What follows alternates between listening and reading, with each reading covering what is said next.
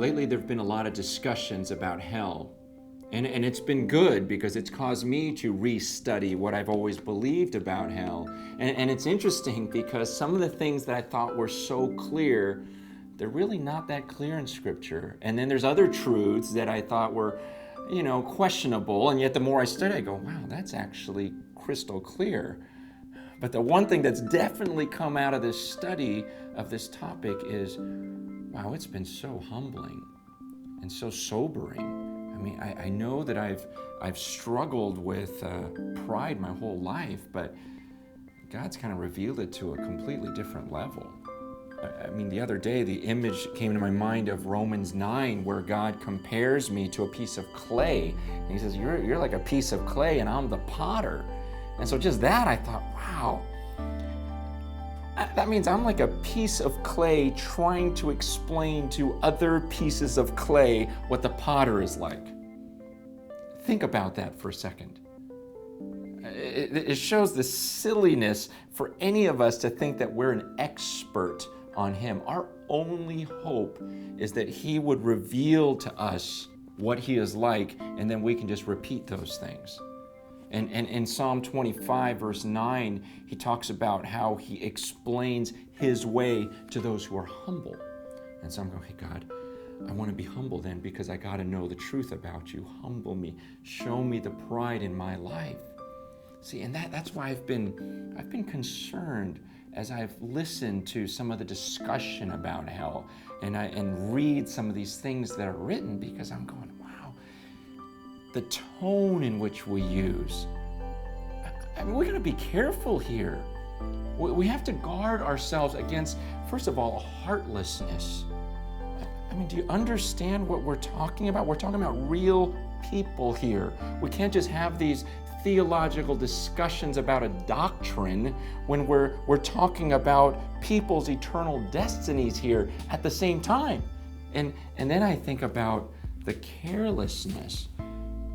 We can't be careless in this discussion. We can't just argue for our point of view or what we think is right, and so we present our case and we neglect all the other evidence. Man, do you understand what we're dealing with here? Well, we gotta lay everything on the table and go, look, it's your destiny at stake, so I wanna just present all of the facts, everything I can think of in this book, and let you decide, not sway you, just go, look, here's everything I see. We gotta make a decision about this. And then maybe the thing I'm most concerned about is this arrogance. Look, in Isaiah 55, God says, your thoughts are not like my thoughts, and your ways are not as my ways. He goes, as high as the heavens are above the earth, that's how much higher my ways are than your ways. And that's how much higher my thoughts are than your thoughts. So when we begin an argument with, well, I wouldn't believe in a God who would what? Do something that you wouldn't do? Or think in a way that's different from the way you think? Do you ever even consider the possibility that maybe the Creator's sense of justice is actually more developed than yours? And that maybe His love and His mercy are perfect, and that you could be the one that is flawed? See, when we make statements like, well, God wouldn't do this, would He?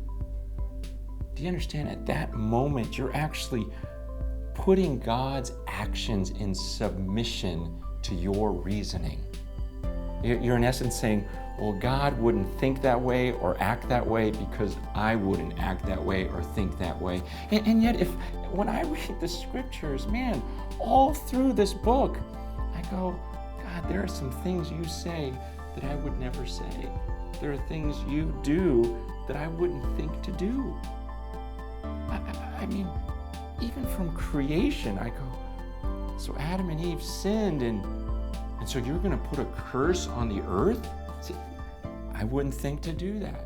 And then there's other passages that are even more difficult for me to stomach, like Exodus 32, where the people sin and God tells his priests, here's what I want you to do. I want you each to grab a sword, strap it to your side, and then I want you to run back and forth, and I want you to just start killing people. Some of them will be your brothers, your friends, because of this sin. And I'm reading that, and 3,000 people dying, going, wow, did you just do that? Or to think about the story of Job and go, really, God? It seemed like he was one of, if not the most faithful man on earth, and you're going to have his family die? You're going to have all of his possessions take away? You're going to have him? You're going to let him be struck with these sores all over his body and suffering? And then I get to the cross, and I go, really, God? These people have acted so wickedly, and so your response is going to be, I'll have my son, my perfect son, my only son, my beloved son, humble himself and take the form of one of these human beings.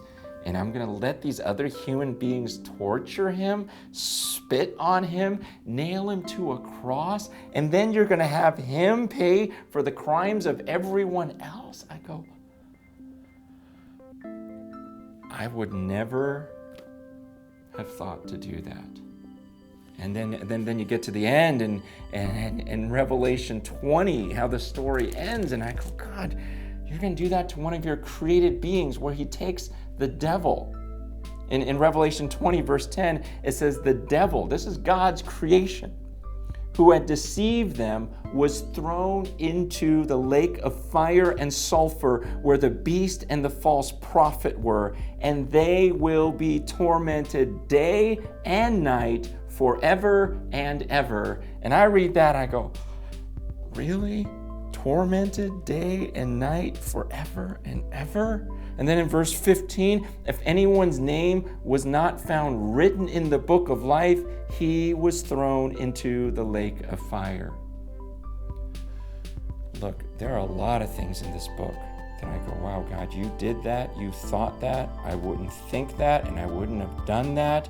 But when I come to those passages, and when you come to those passages, does it even enter your mind that maybe he knows something that you don't? Or is it always, I have this ability to reason, and I have this level of morality, and so something in him must be off here, or I won't believe in him. Right now, I'm writing a book. It's about hell. It's about one of those things where I think I miss God on it in some ways. And I don't want to belittle him. I don't want to draw conclusions that are not true. And that's why I'm asking you to pray for me, because I know there are things that I want desperately to be true. And I also know that there's a part of me that thinks God ought to do things a certain way. And I don't want to put him under me. I want to be honest and say, look, here's all that God has written. I don't want to draw any conclusions that aren't there. I don't want to read into it too much. I just want to present this fairly, and I don't want to misrepresent him. And I want to encourage you, as you discuss this, it's good that you discuss these things, but I'm asking you, do it with humility. Confess, pray, fast, and study diligently on this one, because we can't afford to be wrong on this issue.